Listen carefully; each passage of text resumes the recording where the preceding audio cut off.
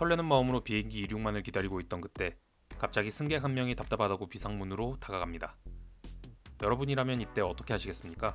2025년 올해 들어서만 국내 항공사에서 비상문 개방 시도가 10건이나 적발됐다고 합니다. 연간 항공기 이용자 수 1억 2천만 명, 기내 안전에 대한 불안이 극에 달하고 있습니다. 도대체 뭐가 문제일까요? 오늘은 기내 난동, 실제로 어떻게 처벌되는지 알아보겠습니다.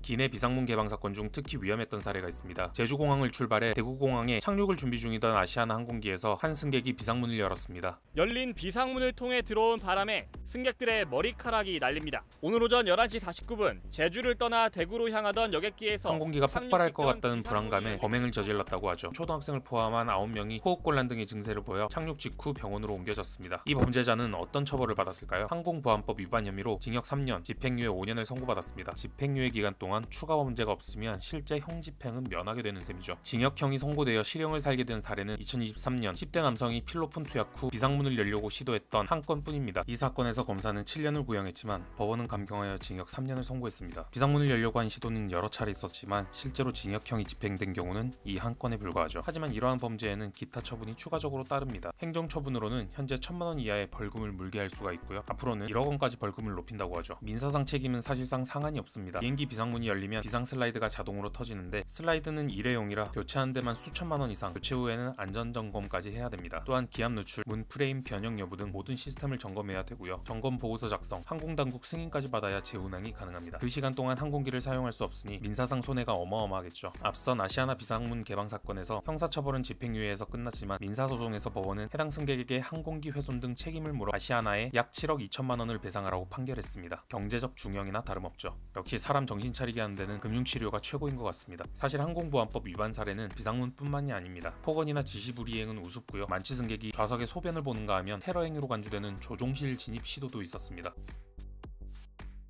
기내 흡연은 말할 것도 없습니다. 올해 1월에서 7월 사이 국내 항공사 기준 262건이나 적발됐다고 합니다. 이러한 사건들을 근본적으로 줄이려면 법적 책임뿐만 아니라 제도적 개선과 안전의식 강화가 함께 이루어져야 하겠죠. 과거 항공사들은 비상구 좌석을 특정 승객에게 지정해줬습니다. 비상상황 시 승무원을 도와 비상구를 개방하고 승객 대피를 유도해야 하는 의무가 따랐죠. 따라서 항공사는 승객의 신체적 능력, 언어 구사 능력, 만 15세 이상 등의 조건을 확인한 후 비상구 좌석 임무를 수행할 수 있는 승객에게 해당 좌석을 무료로 배정했었습니다. 하지만 저비용 항공사 등장 이후 2014년부터 비상구 좌석도 유료화되기 시작했고 아시아나와 대한항공도 이를 따라 비상구 좌석 판매를 시작했습니다. 이런 변화는 안전 의무 중심이었던 비상구 좌석이 수익화 수단으로 변질되었다는 비판이 이어지고 있죠.